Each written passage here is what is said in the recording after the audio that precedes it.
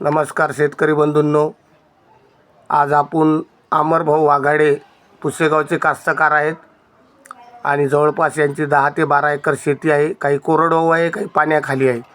हे पारंपरिक पद्धतीनं दरवर्षी कापूस, सोयाबीन, हळद, उडीद, मूग, तूर असे पिकं घेतात.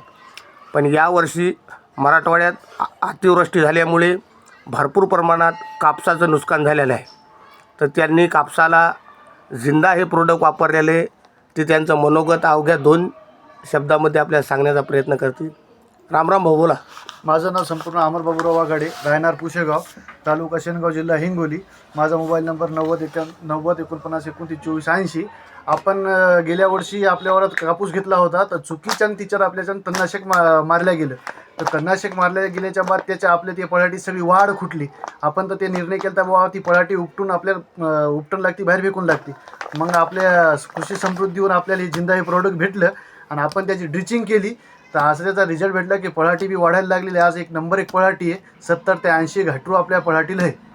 म्हणून आपण दरवर्षी आता हे जिंदा हे आपल्या ज्या वावरात तितके पिकं आहेत त्याला आपण सगळ्याला जिंदा प्रोडक्ट वापरायला. धन्यवाद. धन्यवाद.